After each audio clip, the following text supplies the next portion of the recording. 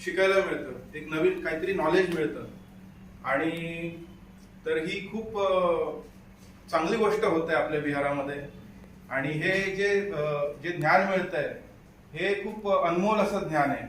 तर त्याला काही म्हणजे हे नाहीये, काय म्हणतात त्याला आपण, ते खूप बहुमूल्य आहे. तर या ठिकाणी झाले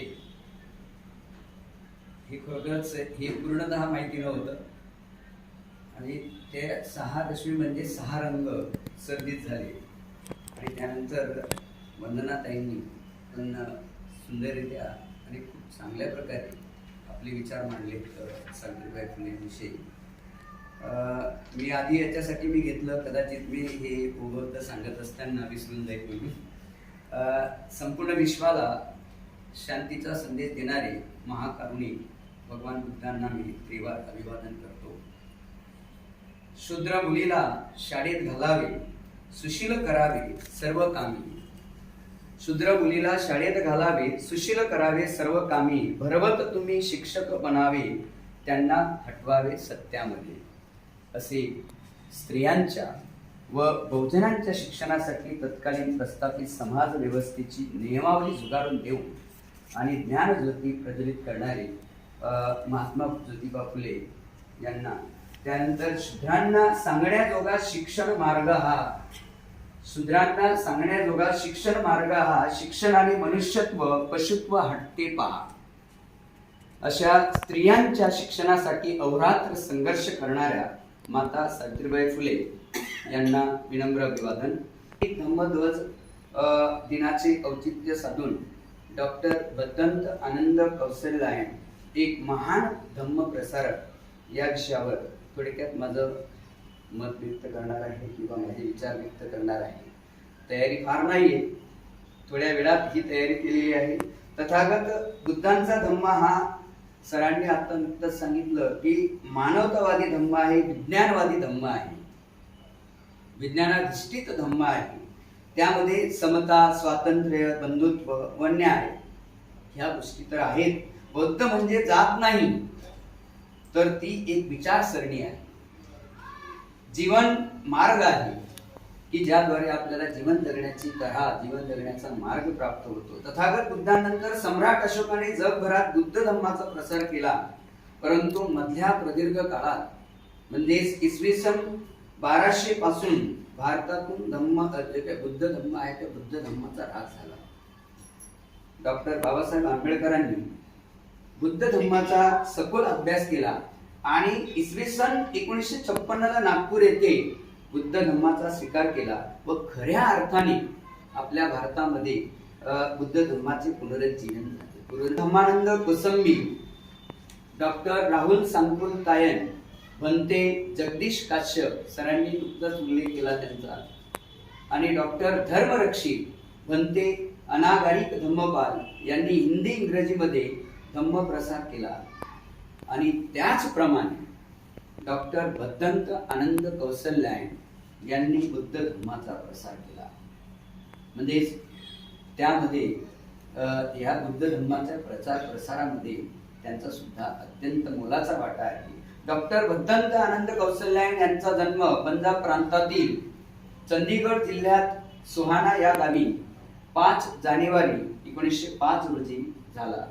तो नुकताच 5 जानेवारी आपला. आणि त्यांचे लहानपणीचं नाव होतं हरिनामदास. त्यांचा जन्म खत्री ओबीसी समाजात झाला होता. त्यांच्या घरची परिस्थिती अत्यंत हलाखीची होती आणि ते शिक्षणाच्या खर्चासाठी वर्तमानपत्र विकत असत.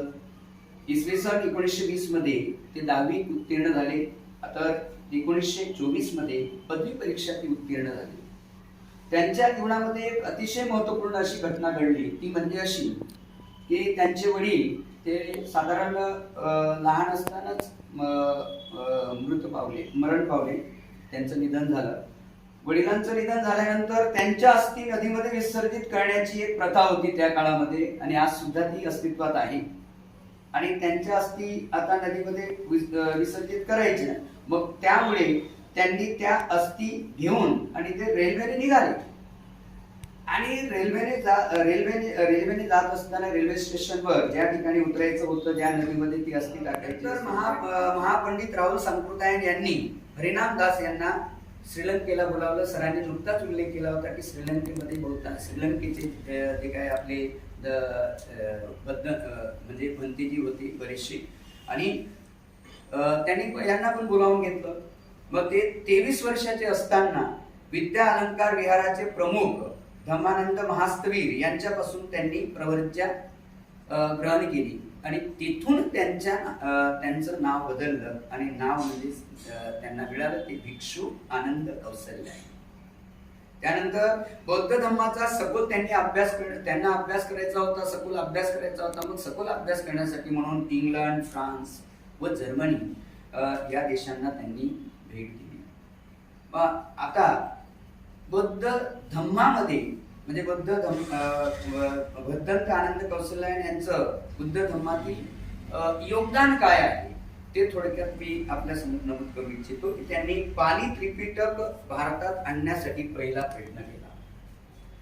पंते आनंद कौशल्यायन यांनी श्रीलंकेतील जे काय सिंहली लिपी आहे त्या सिंहली लिपीतील महावंश ह्या 4थ्या शतकातील ग्रंथाचा हिंदी भाषेमध्ये अनुवाद केला आणि तो सर्वसामान्य जनमानसांपर्यंत तो ग्रंथ पोहोचला. जातक कथा, अंगुत्तर निकाय, पाली, धम्मपद, त्यानंतर बुद्धवचन, पाली कच्चायन व्याकरण इत्यादी पाली जे काही ग्रंथ आहेत तर त्या ग्रंथांचं हिंदीमध्ये भाषांतर केलं. त्यांनी पाली हिंदी कोश सुद्धा तयार केला. डॉक्टर बाबासाहेब आंबेडकर यांचा आपला जो बुद्ध आणि त्यांचा धम्म या ग्रंथाचे हिंदीत भाषांतर करणारे ते पहिले आपले लेखक आहेत. शिवाय त्यांनी जिथून त्यांचा जन्म झाला, ज्या प्रांतामध्ये जन्म झाला त्या लोकांना सुद्धा बुद्ध आणि त्यांचा धम्म कळावा म्हणून पंजाबी भाषेमध्ये त्यांनी भाषांतर केलं. पी लक्ष्मी नरसू हे पुस्तक आहे माझ्याकडे. पी लक्ष्मी नरसू की हे मूळचं जे काही पुस्तक आहे तर त्याने डॉक्टर बाबासाहेब आंबेडकर प्रभावित झाले होते हे ते पुस्तक, आणि ह्या पुस्तकाचं सुद्धा त्यांनी हिंदी भाषेमध्ये भाषांतर केलं. हे त्यांनी भाषांतर केलेलं पुस्तक आहे. म्हणजेच डॉक्टर बाबासाहेब आंबेडकर ह्या पुस्तकाने एवढे कसे प्रभावित झाले, मग ते प्रभावित का झाले तर त्याच्यासाठी सर्वसामान्य लोकांना हे कळायला हवं, त्यासाठी म्हणून ह्या पुस्तकाचं त्यांनी हिंदीमध्ये भाषांतर केलं. इसेन्स ऑफ बुद्धिझम हे पुस्तक आहे मूळचं आणि या ग्रंथाचं त्यांनी हिंदीमध्ये भाषांतर केलं. इसवी सन 1932 मध्ये राहुल सांकृतायन यांच्याबरोबर भद्दंत आनंद कौशल्यायन युरोपमध्ये बुद्ध धम्माचा प्रचार करण्यासाठी सुद्धा गेले.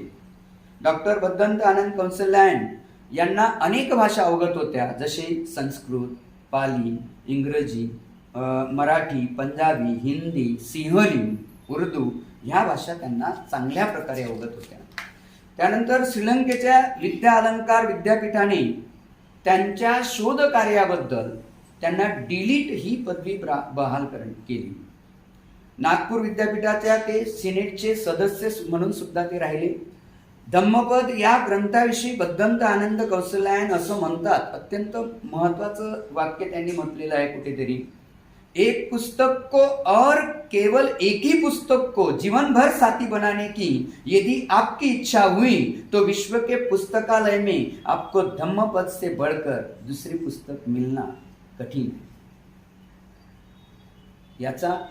याच्यावरून आपलं असं लक्षात येतं की त्या धम्मपदांचा किती गाढा अभ्यास केला असेल भद्दंत आनंद कौशल्यायन यांनी. डॉक्टर भद्दंत आनंद कौशल्यायन यांचे आणखी इतर साहित्य संपदा आहे, ते मुद्दामून मी सरांच्या परमिशनने मी घेऊन आलेलो आहे इथे दाखवायला की ती माझ्याकडे आहे.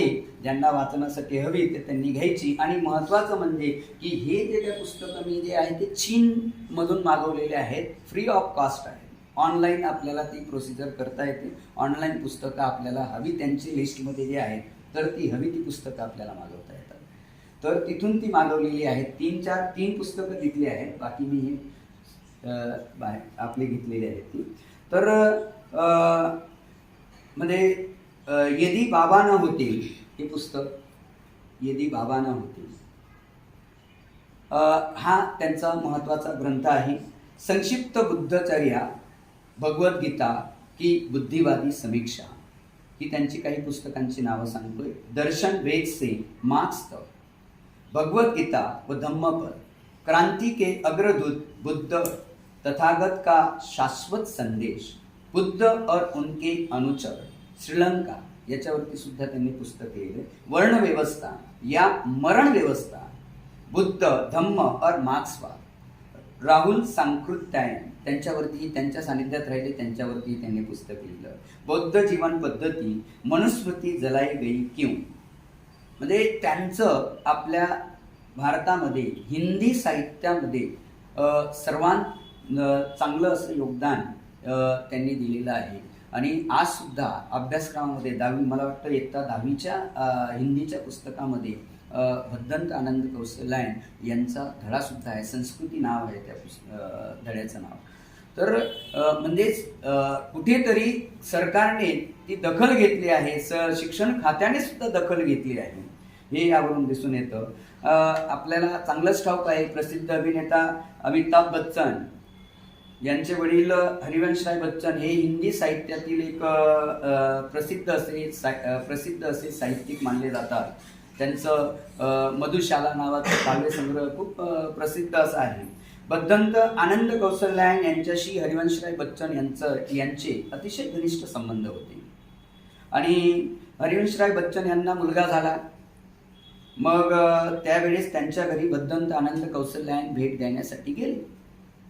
मग हरिवंशराय बच्चन यांनी त्यांना विचारलं की मला मुलगा झालेला आहे, तर त्याचं नाव काय ठेवावं असं तुम्हाला वाटतं.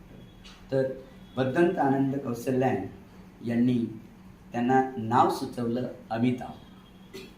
आणि अमिताभ हेच आपल्या बुद्धांचं दुसरं नाव आहे.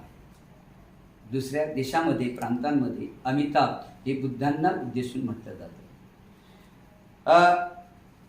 मे 1988 मध्ये बंतेजी नेहमीप्रमाणे सार्वजनिक कार्यात व्यस्त होते. हिंदी साहित्य संमेलनासाठी ते अलाहाबाद येथे गेले होते. तेथून ते बुद्धगया आणि नंतर सारनाथ येथे गेले.